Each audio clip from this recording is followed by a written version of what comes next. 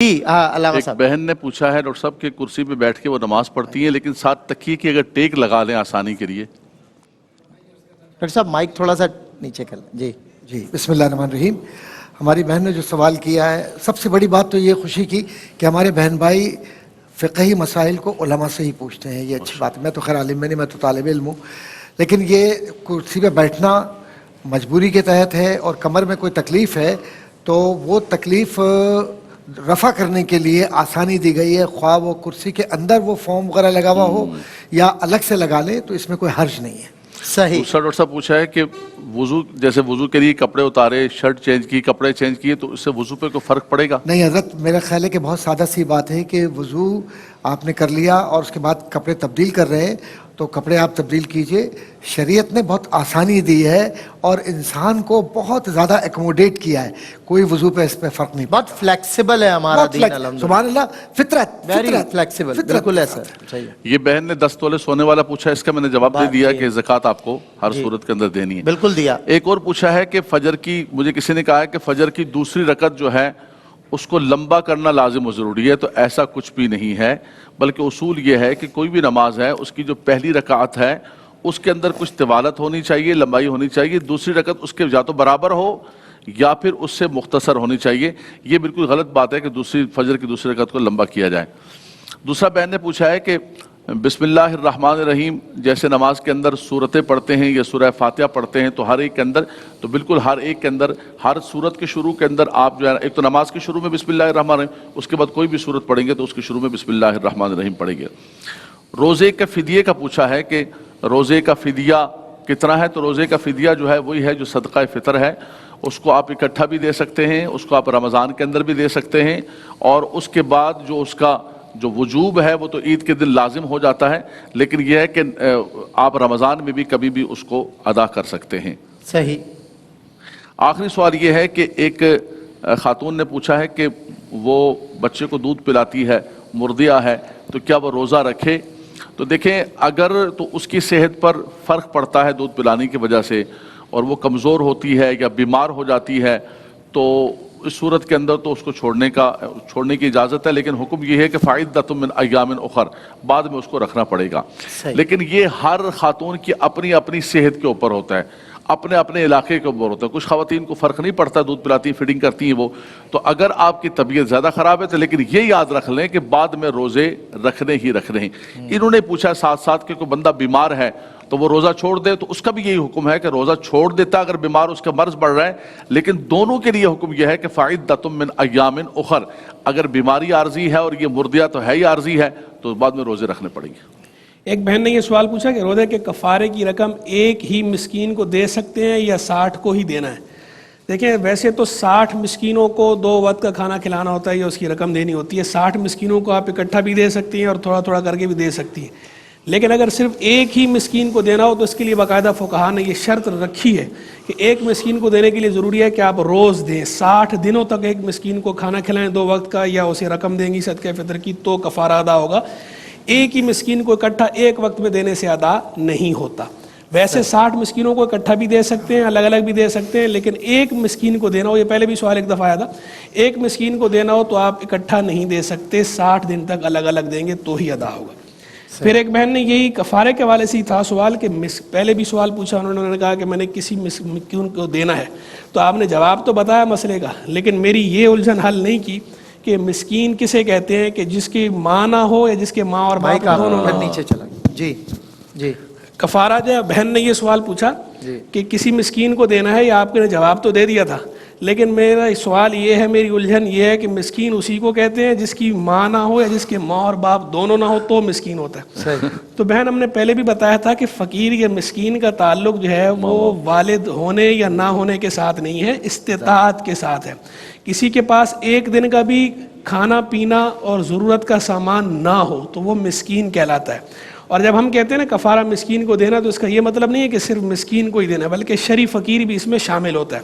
شرعی فقیر کو بھی دے سکتے ہیں، وہ شرعی فقیر کے جو قربانی کے نصاب کا مالک نہ ہو، وہ شرعی فقیر مستحق ہوتا ہے صدقات واجبہ کا، زکوٰۃ کا بھی، فطرے کا بھی، کفارے کا بھی، فدیے کا بھی. تو اس قسم کا جو شرعی فقیر ہے، چاہے اس کے والدین دونوں حیات ہوں تو بھی وہ مستحق ہے کفارے کا، چاہے اس کی والدہ حیات ہو, والد کا انتقال ہو گیا ہو تو بھی مستحق ہے, چاہے والد اور والدہ دونوں کا انتقال ہو گیا ہو تو بھی مستحق ہے, اور چاہے صرف والد انتقال کیا ہو تو بھی مستحق ہے. نہیں, اس کا تعلق والدین کے ساتھ نہیں ہے, بندے کی اپنے سٹیٹس کے ساتھ ہے کہ خود اس پر قربانی واجب ہے یا نہیں. قربانی واجب نہیں ہے تو شریف فقیر ہے, کفارے کا مستحق اور ہے. قربانی کا وجوب جو ہے وہ اطلاق ایک بکرے کی قربانی تک بھی محدود ہے یا کوئی نصاب ہے؟ 52 نصاب ہے اس کا, یہ زکوٰۃ والے نصاب ہے. بس فرق یہ ہے کہ زکوٰۃ والے نصاب کے اندر سونا چاندی, نقدی, مال نامی, مال تجارت اور سائمہ جانور جو ہے, یہ جانور زکوٰۃ ان پر ہوتی ہے. باقی سامان جو ہے ان پر زکوٰۃ کا اطلاق نہیں ہوتا.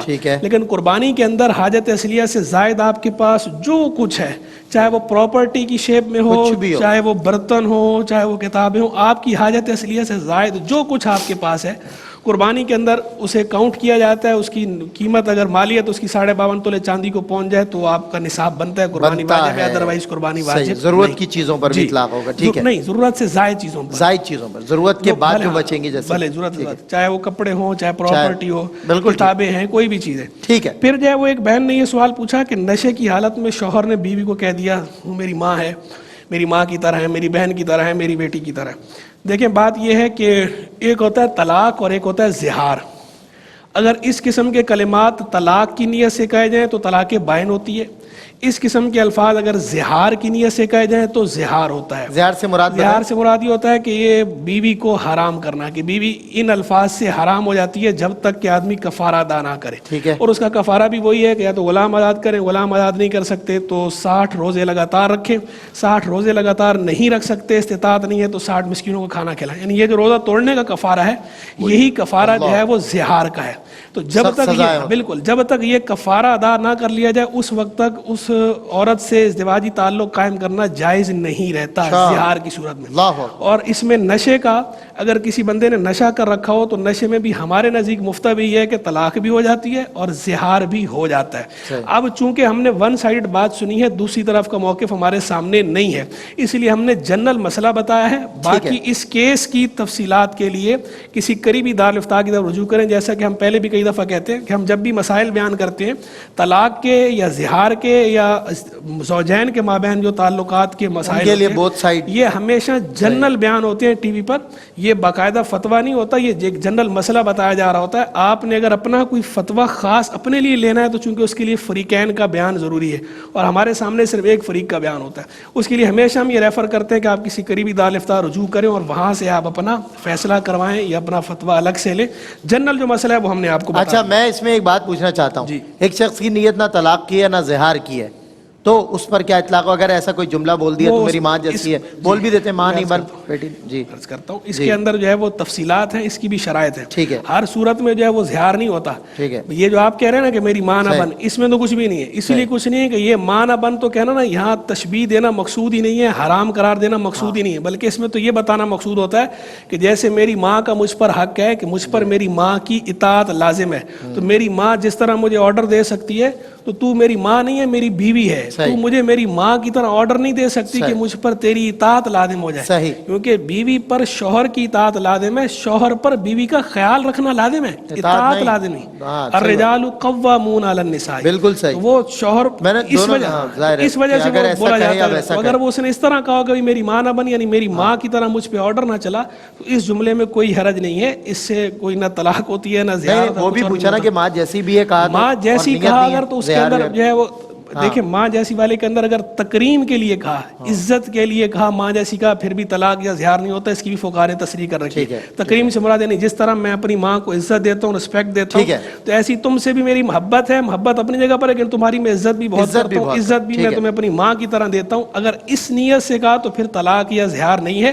لیکن چونکہ یہ مسائل باریک مسائل ہیں, ان کا علم حاصل کرنا ضروری ہے. بغیر علم دارالفتاء بھی رجوع کریں, دوسرا بغیر علم حاصل کیے اس طرح کے کلمے بولنے ہی نہیں چاہیے. بالکل. چلیں وقت ہمارا سوال بڑا کمپلیکیٹڈ. دعائے تراویح کا سنیں. دعائے تراویح اگر یاد نہ ہو تو کیا کریں؟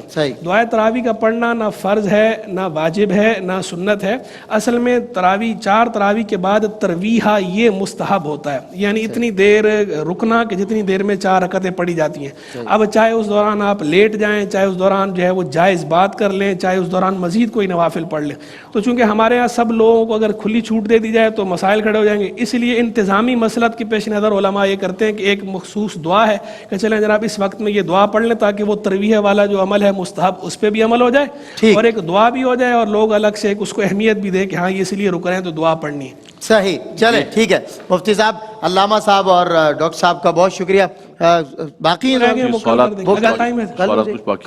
اب وقت تو ختم ہو گیا, اگر کوئی ایک آدھ جواب دینا چاہیں تو دے دیں جلدی سے. جی ایک سوال یہ پوچھا ہے کہ طلاق مغلظہ دی ہے اور عدت کے اندر نکاح کا پیغام بھیج رہا ہے. ٹھیک ہے. تو دیکھیں عدت کے اندر طلاق کے اندر نکاح کا پیغام بالکل صراحت کے ساتھ بالکل نہیں بھیج سکتے, اس کی ممانعت ہے. دوسرا ایک بہن نے پوچھا ہے کہ کیا جو ہے وہ ایک عورت ہے اس پر رات کو اس پاک ہو گئی ہے لیکن اس نے غسل نہیں کیا اور روزہ رکھ لیا, تو بالکل اگر پاک ہو چکی ہے غسل نہیں کر سکی ہے تو پاکی کی بنیاد پر روزہ رکھ لے اور فوراً جو ہے نا بعد میں غسل کر لے. ایک بہن نے پوچھا ہے کہ ماں کے 3 بیٹے ہیں اور 2 بھائیوں کی طرفداری کرتی ہے اور ایک بھائی جو ہے اس کے ساتھ انصاف نہیں کرتی ہے. تو دیکھیں ویسے تو سب نے پوچھ بھی لیا, آپ نے بھی پوچھا ان سے کہ وجہ کیا ہے, ہم اس پر گفتگو نہیں کر سکتے لیکن عمومی مسئلہ یہ بیان کر سکتے ہیں کہ دیکھیں اولاد کے درمیان عدل و انصاف کرنا چاہیے, یہ ماں باپ کا فریضہ ہے, اور اولاد کے درمیان جو ہے نا وہ تفریق نہیں کرنی چاہیے. صحیح. جی علامہ صاحب میں چاہتا ہوں آخری جو ہے وہ ایک بہن نے کہا تھا شدید بیماری کی حالت میں روزہ توڑ دیں تو کیا کریں. شدید بیماری کی حالت میں روزہ توڑا ہے تو اس کی قضا کرنا لازم ہوگا, کفارہ نہیں ہوگا. اور سورہ ماؤن کا بھائی نے بالکل آخری بات یہ جو اس نے پوچھا کہ سورہ ماؤن کا میں نے ترجمہ دیکھا تو ایک جگہ لکھا ہوا یمنعون الماعون آخری آیت, ایک جگہ لکھا ہوا معمولی چیز دینے سے جو منع کرتے ہیں وعید ان کے لیے, دوسری جگہ لکھا ہوا تھا زکوٰۃ کے لیے. دیکھیں حضرت عبداللہ بن مسعود رضی اللہ عنہ سے جو تفسیر یہاں منقول ہے اس میں انہوں نے جو بات فرمائی ہے وہ یہ ہے کہ گھر کی معمولی چیز دینے سے منع کرتے ہیں, جیسے دیگچی وغیرہ ہے, لکڑی ہے, آگ ہے, نمک ہے, کوئی معمولی چیز. اور ویسے یہاں معمولی چیز ہی مراد ہے, یعنی یہ بتانا مقصود ہے کہ اتنے شوم ہوتے ہیں کہ وہ جو معمولی سی چیز ہے جو دینے سے بندے پہ بار نہیں پڑتا وہ دینے سے بھی سائل کو منع کر دیتے ہیں. تو اس کے لیے یہ وعید ہے جو اس کے اندر بیان. جی مفتی صاحب بہت شکریہ, علامہ صاحب, ڈاکٹر صاحب جزاک اللہ, آپ لوگ تشریف لائے.